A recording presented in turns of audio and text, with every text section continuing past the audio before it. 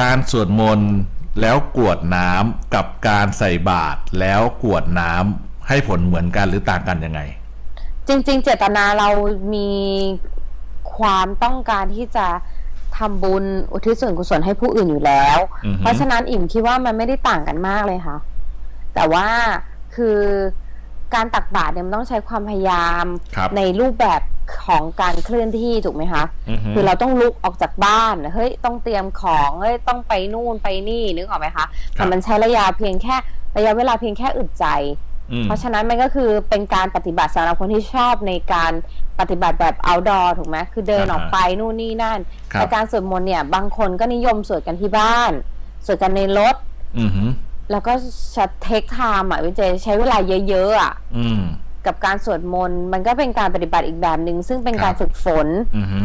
ซึ่งอิ่มเชื่อว่าบางอย่างเนี่ยมันก็คงได้ไม่เหมือนกันในภาคปฏิบัติลองพูดถึงวิทยาศาสตร์ด้วยเนาะถ้าเราพูดถึงการสวดมนต์นั่นคือการที่เราท่องเหมือนท่องหนังสืออ่ะวนไปวนมามันก็จะเกิดจิตมันก็จะจำได้จำสิ่งที่เราสวดจำสิ่งที่เรากระทำอยู่ในทุกๆวันทำให้เรามีสมาธิกำหนดสติกำหนดจิตได้นึกออกไหมจ๊ะครับแต่พอบางคนเนี่ยอิ่มถึงบอกว่าในเวลาที่เราสวดมนต์เนี่ยพยายามเลือกบทสวดที่มีคำแปลคุณจะได้รู้ว่าสิ่งที่คุณสวดอยู่เนี่ยคืออะไรไม่เอาแรปอะเพราะตอนนี้ทุกวันนี้อิ่มเชื่อเลยว่า 70% ของคนทั่วไปเนี่ยแรปทุกวันแหละบริษัทพกตตัวสัมปทานตัวสัตนึกออกไหมคือพยายามแล้วก็บอกว่าเฮ้ยฉันสวดมนต์ทุกวันนะเฮ้ยฉันนั่นทุกวันนะเฮ้ยฉันนี่ทุกวันนะแต่ในความถ่องแท้ของพุทธศาสนาหลักคำสอนทุกๆอย่างเนี่ยในบทสวดเนี่ยมันเป็นการเจริญภาวนาจิตให้เรารู้สิ่งที่มีอยู่และดับไปอ่ะนึกออกไหมคะเพราะฉะนั้นถ้าเรารู้ความหมายเนี่ยมันจะทำให้เราเข้าถึงพระพุทธศาสนาได้มากขึ้นมากๆมันเลยเป็นการฝึกฝนตนที่มากขึ้นมากกว่าการใส่บาตรเท่านั้นเองแต่การใส่บาตรเนี่ยมันเป็นเหมือนความพยายามที่เราจะต้องบอกตัวเองนะเฮ้ยไม่ต้องนอนนะต้องตื่นนะต้องไปนะคือกำหนดให้เรารู้ว่าเรามีหน้าที่ที่เราต้องรับผิดชอบอะไรอย่างเงี้ยมีฝึกให้เราแบบอ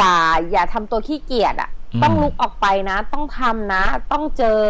คือเวลาไปใส่บาตรทีนึงเราก็จะเจอคนใช่ไหมพี่เจครับเจอโลกภายนอกเจอสภาวะแวดล้อมต่างๆมันก็ทำให้เราแบบลุกออกไปเจอสิ่งต่างๆสิ่งแวดล้อมรอบข้างทุกๆอย่างอะค่ะนี่ก็คือความแตกต่างกันที่คือได้เนี่ยผลดีเนี่ยมันได้เหมือนกันแหละคือมันดีทั้งคู่แต่ว่ามันได้กันคนละจุดการสวดมนต์คือความพยายามการสวดมนต์คือการฝึกสตินึกออกไหมคะเนี่ยแหละที่มันได้ไม่เหมือนกันความพยายามความอดทนความมานะความบักบันการสวดมนต์คือการฝึกสติการฝึกความอดทนการฝึก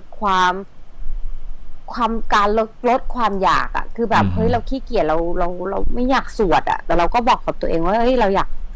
ต้องทำให้ได้นะเราควรจะทำให้ได้นะอะไรอย่างเงี้ยคือถึงบอกว่ามันดีทั้งคู่แหละค่ะมันดีทั้งคู่